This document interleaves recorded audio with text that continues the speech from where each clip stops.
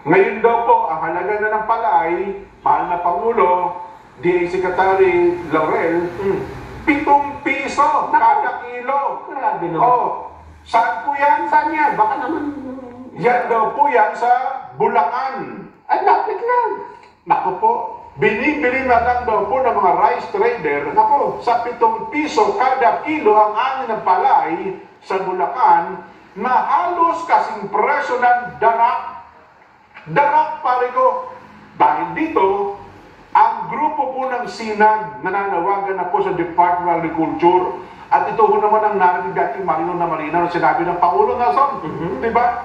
O kapag ka ang presyo po ng palay ay binabarat, papasok na po. Papasok na po ang NFA para bilhin sa tamang presyo. Kapag kawet, ang sabi nung nakaraan, 17 pesos. Kapag ka maayos ang pagkakabilan, dry, parang 19 to 20 pesos per kilo ng palay. Nason ha? Para daw po yan ay maging makatubigan sa mga magsasaka.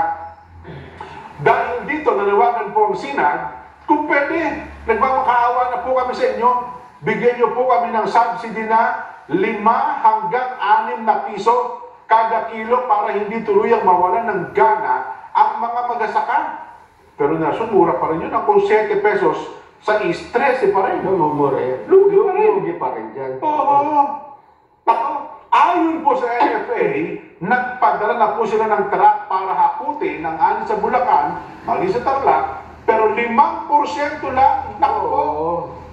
Ganyan ka baba lang ang kaya ng NFA. 5% lang daw po ang kayang bilhin at kayang ilagay sa bodega ng NFA. Oo. Puno na daw yung bodega eh. Naku po. Papaano na ito? Ayon ho kay Director Jason Kainglet ng Sinag, kung hindi tataasan ng buying capacity ng NFA, wala po, lugmok sa pagkalugi. Kaawa-awa po kalagayan ng mga magsasaka. Dapat anyang ipaglaban ang kita ng magsasaka at magpatupad ng agarang subsidiya sa programa. Yun, sinasabi ko. Pero nakaraan, maraming nagdarandam sa atin dyan. Saan mo naman nakuha yung impormasyon na sinasabi mong binabarat ang palay sa Bulacan? Ang iba po, sabi ng Pangulo mismo, ewan ko na kung may video pa tayo. Diba? Mismo siya nagsabi. Na, ano tawag natin dito? Na ang presyo nga ng palay ay 17 pesos. Wet and dry, magkaiba pa yung presyo. Pagka wet, medyo mura. Pagka dry naman, mas mataas ng konti. Para wag naman daw lugin-lugi ang mga magsasaka. Ito pa paano? Ito 7 pesos.